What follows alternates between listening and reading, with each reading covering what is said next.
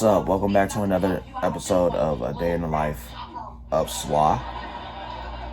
This particular topic I was gonna do in my traditional video format, but with an everyday life for me, I do struggle with like emotions and shit like that. So, before warning, this episode's subtitle is titled The Ugly Duckling / Unicorn. And there's a reason for that statement, because I still struggle with self-confidence in different aspects of my life. I'm confident enough to tell you guys this in front of my phone, which I'm recording this on. I'm confident to be in front of my iPad making YouTube content. I'm confident to be on stage in front of a group of people rapping and doing my music. But I'm not as confident as in my love life as I should be. And there's good reason for that. And I feel that vlogging about it instead of standing up and telling you guys about it is a better way, because I want this to be like a personal therapy session just for me to vent this out. So I still gotta kind of wake up, so I'll be back, and plus I got errands to run today as well too. So give me a second so I can get dressed, and I'll be back after a nice shower. Before I get in the shower, I want to show you guys the outfit for today, like I did in a couple videos ago. So I have a turquoise green Dragon Ball Z hoodie that I got from Target, black GBG jeans, and Jordan 13 Island Green, and it complements everything so fucking perfectly.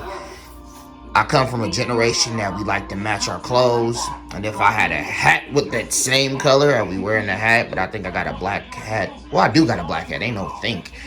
I might wear the black hat, I might not. I might put my hair in a makeshift ponytail. But yeah, this is today's outfit of the day. Now, y'all know y'all ghetto, or you know you grew up in the hood when you use your table as an ironing board. But when you gotta have a nicely ironed shirt, anything less to do. Or, I don't know if y'all ever done this trick, put like a paper towel over on the ground and just iron your shirt, you know, if you had no ironing board. And that's funny, when I first got out here to Vegas, I've actually bought my mom an ironing board. She was using the short one. I'm like, nah, Ma, you got a bad back, so let me just go ahead and Walmart and buy you one. I didn't tell her I was gonna buy her one. I just surprised her with it. So, probably a lot of you are wondering, how the fuck do I struggle with self-confidence? It's easy. I do. And like I said, it's not in every aspect of my life. I'm confident enough, again, to be in front of a camera recording YouTube content. I'm confident enough to rap, make songs, and make positive lyrics that will generally get a positive reception. It's just my self-confidence as it pertains to my love life that has always been a constant thing for me, and that I always seem to battle with. One moment I'm cool with it, and then the next, I feel like I'm not good enough to date. For example, my song Death to the Friend Zone is an accurate depiction of my 20s, of what I went through when trying to date somebody and go through the traditional process of being friends before lovers, and then they just immediately see me as a brother. And I'm over here watching the dumb shit happening and, you know, getting the calls about, oh, he doesn't treat me this good and this and that and the third, and knowing that I would have a better shot of being a boyfriend than the dude that she chose over me. So, and then it's like situations where the last couple of episodes, I let you guys know that I was going out on a date, and then I got ghosted. And the same thing happened again. Only this time it was the person that I actually knew and worked with and kind of had a crush on. And then not only did you ghost me, but you post on Facebook like nothing happened. And then I blocked you. And then that kind of messed me up for a couple of days, because I ranted about it on TikTok. And then Simone called me out about my confidence and stuff like that. I mean, she's right, but at the same time, I never had a proper male influence in my life to teach me how to be confident, to teach me how to be confident in myself at all times, no matter what type of person I am. No matter if I'm hood, no matter if I'm a nerd, or no matter if I'm a hood nerd, which some people think of me as. And that's okay, because I kind of am a hood nerd. I'm a Bay Area hood nerd. I grew up in the Bay Area, but I like nerd shit. There's a dragon dagger in my fucking living room and a statue of Gohan doing a Kamehameha wave. And I've always felt like I was an ugly duckling because, middle school, high school, and even though that shit for my generation is decades ago, it kind of sets a precedence because people look at you, then they point the finger like, ugh, you're ugly, and it makes you feel some type of way. It's like, damn, like, am I repulsive? Or is it just my personality is something that nobody is used to? Because I'm a genuinely kind person. I'm a sensitive soul. I'm a water sign. I'm a Scorpio. We are emotional people. I can't turn that off for anybody, for anything. It's just how I am. And I don't like when people expect me to turn it off when I go through shit like this. Like, I shut down. That's what I know how to do. It's hard trying to, not shut down when things bother you, because I know of myself, if I shut down about certain situations,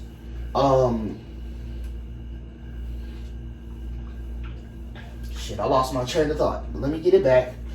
If I shut down and know how I'm feeling, I'll get better, right?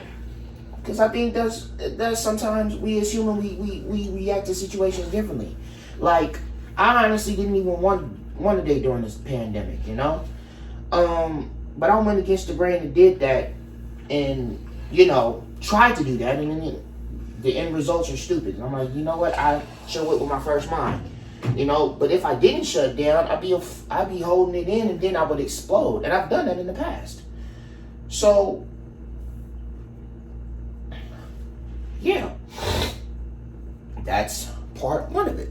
And then another part of it is growing up in the Bay Area, growing up in Oakland, living in Richmond, living in San Francisco, where, for our culture, for street culture, the Bay Area dudes have always been on some player type Mac shit, and that's never been me.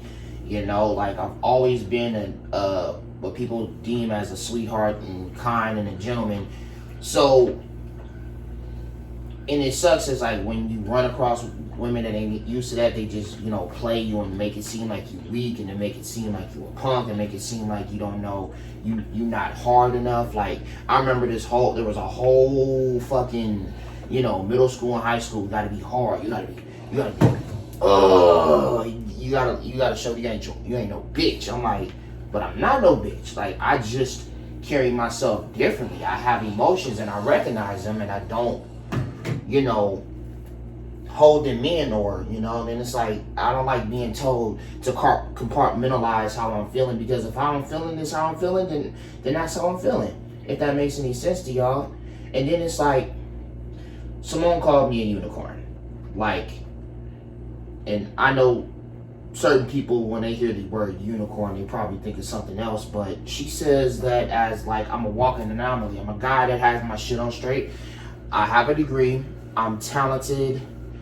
I do shit with my life. I'm not out here trying to waste my time. I'm on the road to bettering myself, and I'm kind and nurturing, and then these females don't like know a good person until they see one. And I was like, not to say that I'm a perfect person. I have my ways, but it's like, if we being real in a relationship, in any of my relationships, I've never cheated. I've never been abusive on any levels. I've never made any woman I've dated,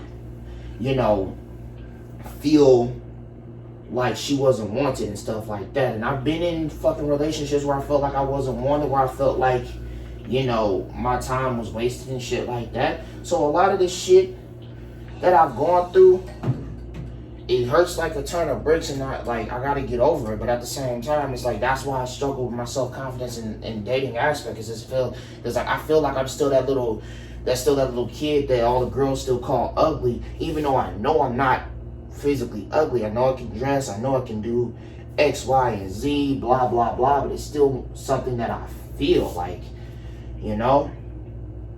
And The reason why I'm transparent with this shit is because other guys won't even mention this. They be like, yeah, all this macho, toxic masculinity shit. That shit doesn't work for us. You will fucking have a heart attack in a couple of years and shit like that. I'm built off of being real.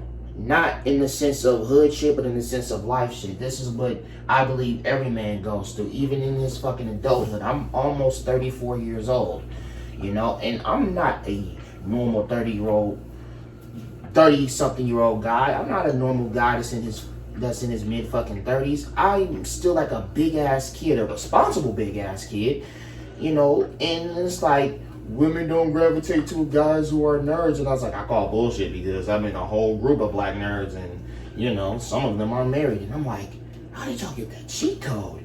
Let me know. Because, you know, I would be a fool to say that being single doesn't bother me.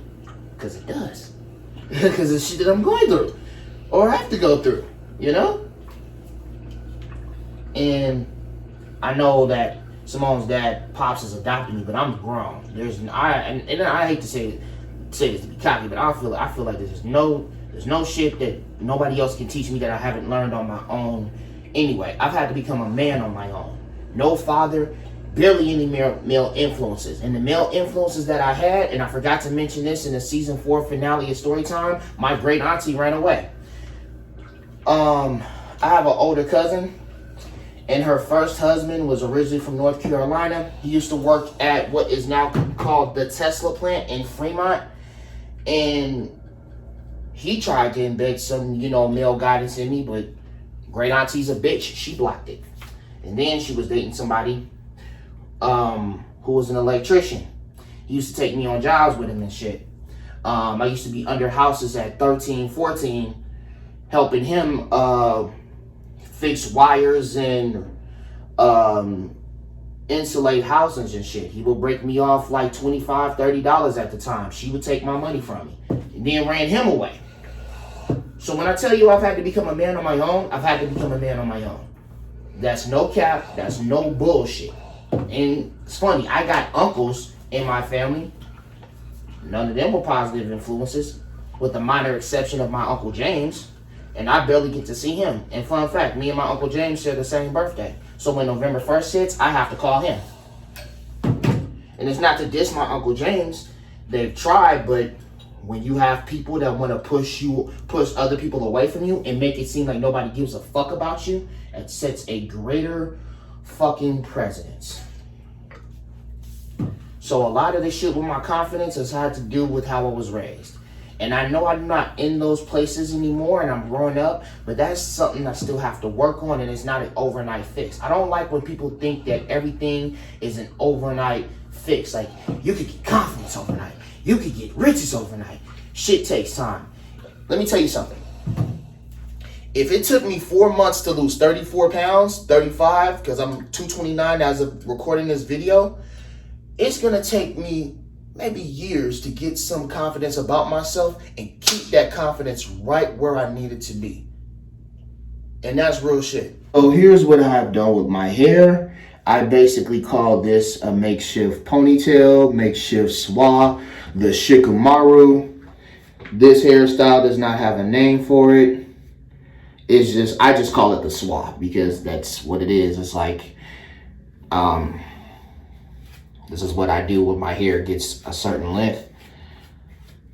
And this is my little free spirit style. And I remember the first time I did this was like 2015. My hair was growing. I forgot to get a haircut and I forgot to get the sides touched up. And so I got a rubber band. I found a random rubber band, slicked my hair back, put the rubber band at the back of my hair to where the back of my head is. Like the hook, because I'm a hookhead, and flipped it up. Boom. I liked it. A lot of people was like, wow, that's kind of dope. Like, I've always been an original person. And then, like, I had a coworker that really didn't like it. So, like, why you do that with your hair? I'm like, and then she actually put her hands in my head one time, and I had a fucking cowlick like this, and I looked at her with an evil eyes look like, I will kill you for putting your hands in my hair. So, yeah. So, I feel liberated for just like expressing this shit, because just wanted to be real with you guys, because a lot of people will see me on social media, like Instagram, and I post pictures when I'm dressed nicely for the day, like thinking he's the most confident person in the world. My confidence is steady growing. Like this is a moment where I'm not as confident due to the situations that happened recently. And you know, like I said, it's hard to be confident when you're not taught to be confident in the aspect that I just gave you guys. Other aspects, I dominate. This aspect, love life, people, interpersonal relationships, help me take the wheel. But there concludes today's video. So remember to like, comment, share with your friends and family on social media, subscribe to the channel, hit the bell on the side of the subscription bar to be updated when I drop new content. Also, I want to thank you guys for blowing up the recent episode of Storytime with Swatted Gentleman. That was a story I actually shared about my real dad, and it caught up to season 4's ending in terms of playback. So thank you guys so much for that. I'm going to go get up out of here and eat breakfast now. So remember to social distance, wear your mask, please vote if you haven't. Black Lives Matter. And until next video, one love, peace.